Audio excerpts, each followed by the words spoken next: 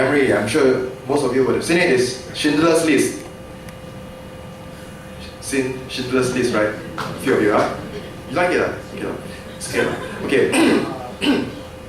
So there was a scene, right, in which Ray Fiennes played this, he played this commander, right? He likes shooting Jews, yeah. And his friend Liam Neeson tells him that actually, true power is in the ability to forgive. Yeah. So the next thing you see, sorry. Right? Yeah. So he started practicing. Ray Fiennes going around. I forgive you. I forgive you. It's very evil. Yeah, but so he went to the window and he started pointing at all the Jews, running around his courtyard, right? I forgive you. Okay, so that is the kind of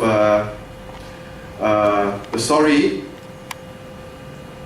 that nobody is asking to say sorry for which you are giving the forgiveness for. Okay, and that's a very profound kind of sorry, yeah. Because a lot of us try to do that, yeah, forgiving people for which there's no reason to say sorry for.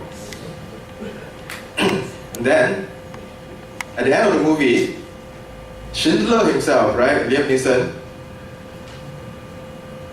clutched his assistant, Ben Kingsley, okay, and started crying because he realized he has a ring on his finger that he did not give up and sell or melt into something, I think, to make so that he can save more people, yeah, okay, and he felt sorry. He felt sorry that he couldn't do more, okay.